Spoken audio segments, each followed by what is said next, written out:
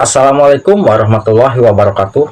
Ada beberapa kesalahan yang sering dilakukan oleh para YouTuber pemula sehingga di saat channelnya mengajukan monetisasi, channelnya tidak bisa diterima monetisasinya karena terdeteksi konten digunakan ulang dan juga konten yang berulang.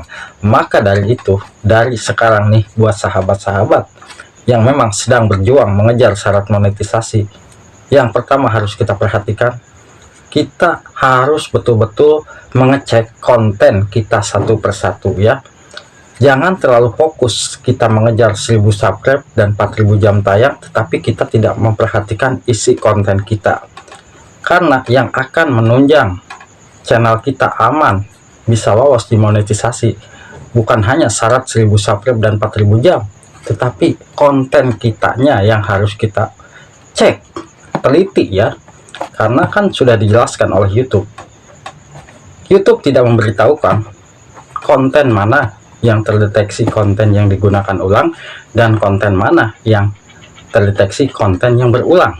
Sedangkan di saat kita membuat konten nih, kita tidak tahu bahwa konten tersebut mungkin sudah banyak yang upload, ataupun kita lupa sudah diupload tetapi kita upload ulang. Nah, jangan sampai hal itu terjadi. Pastikan dari sekarang kita cek satu-satu konten kita ya. Mungkin kalau konten original, semua itu pasti aman di saat mengajukan monetisasinya. Abah yakin dalam hitungan 24 jam pun channel kita bisa diterima. Tapi apabila konten kita memang ada yang bermasalah, itu biasanya peninjauan video kita itu agak sedikit lama ya. Agak sedikit lama karena mungkin YouTube betul-betul meneliti, wah ternyata ini konten sudah pernah diupload nih, tetapi kita upload ulang, ataupun konten yang sudah kita upload tetapi kita ambil sedikit dan kita tambahkan ke video-video yang lain sehingga konten tersebut terdeteksi konten yang digunakan ulang. Nah, itu yang harus kita waspadai. Dan ingat sahabat-sahabat semua, syarat monetisasi itu sebagai langkah untuk menuju video-video kita akan muncul iklan. Apabila kita sudah mengejar syarat 1000 subscribe dan 4000 jam tayang YouTube, tapi kalau konten kita memang tidak diperbolehkan oleh pihak YouTube ataupun tidak diizinkan oleh pihak pengiklan, itu bisa jadi konten kita akan ditolak monetisasi. Jadi mulai dari sekarang persiapkan konten kita betul-betul harus konten yang original. Itu syarat utama sebetulnya ya untuk menjadi seorang konten kreator. Kita disarankan oleh YouTube untuk berkreasi, untuk membuat hasil karya kita sendiri.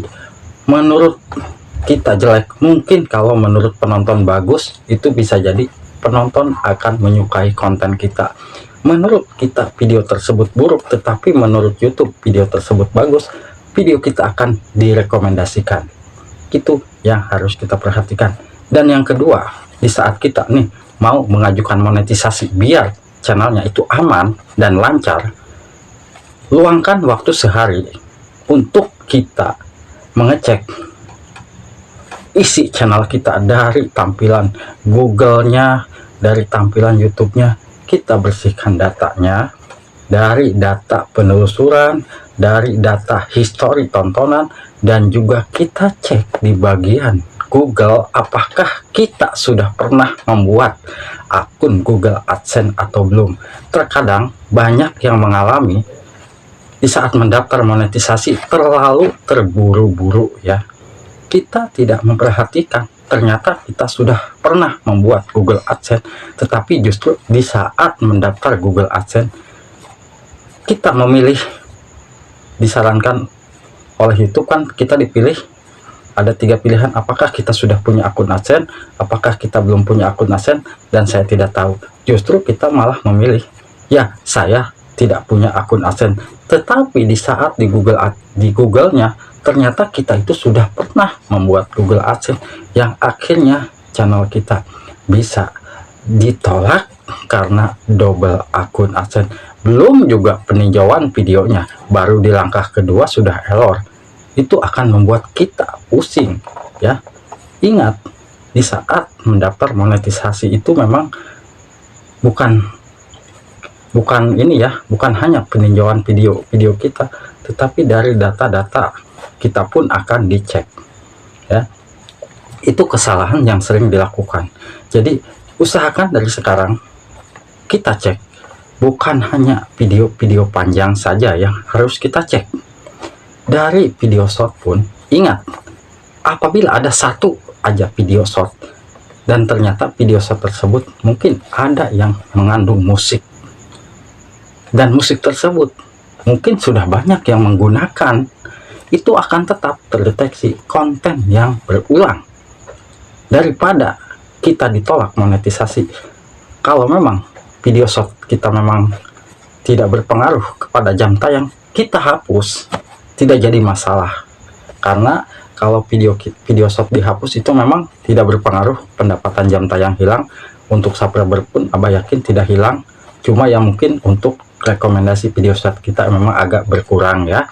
Memang sahabat-sahabat semua terkadang sayang untuk menghapus, karena apabila video short kita ternyata sudah banyak nih yang nonton, mau kita hapus sayang, padahal konten itulah yang akan bermasalah. Sedangkan YouTube di saat menolak monetisasi channel kita sendiri yang harus teliti. YouTube tidak menunjukkan bahwa video ini yang bermasalah, tidak sama sekali. Justru kita harus pintar-pintar mengingat, oh ternyata video ini nih yang bermasalah. Lalu ada yang bertanya, Bang, kalau video saya ada yang mengandung klaim hak cipta, apakah itu aman? Itu bisa jadi aman ya, untuk video kita ada yang mengandung klaim hak cipta. Kenapa? Karena apabila video kita mengandung klaim hak cipta, mungkin kita bisa mengedit terlebih dahulu untuk lebih amannya. Di mana mengedit? Kita di bagian dashboard itu kita bisa edit, mau dibisukan. Kalau memang videonya yang terkena klaim hak cipta, mungkin kita bisa blur, ataupun kalau mungkin musiknya yang terkena klaim hak cipta, kita hilangkan musiknya, itu masih aman ya. Itu untuk sahabat-sahabat semua, supaya jangan sampai gagal monetisasi. Banyak banget ya sahabat kita yang merasa kecewa. Kenapa? Sudah berjuang 1000 subscribe, sudah tembus 4000 jam tayang, sudah tembus, tetapi di saat mendaftar monetisasi justru monetisasinya ditolak. 3 bulan kita harus menunggu, itu sangat sia-sia ya. Nah, maka dari itu mungkin saran dari Abah, jangan sampai diabaikan. Ini sangat penting buat para YouTuber pemula yang saat ini nih sedang mengejar syarat monetisasi. Sebelum terlambat, kita cek video-video kita. Lalu mungkin sahabat semua, Bah, saya sudah bisa tembus 3000 jam tayang dan sudah bisa untuk daftar monetisasi, tapi saya males Bang, karena saya ingin mendaftar monetisasi lewat jalur 4000 jam. Untuk kita ngetes apakah konten kita memang sudah aman, itu lebih baik kita daftarkan saja monetisasi lewat jalur 3000 jam. Kalau memang jalur 3000 jam aman, itu sudah pasti akan diterima monetisasinya, dan untuk mendaftar monetisasi yang 4000 jam tayang pun akan mudah ya tercapai apabila konten kita sudah betul-betul aman. Sudah pasti untuk 4000 jam tayangnya pun di saat mengajukan monetisasi tidak akan dipersulit lagi ya.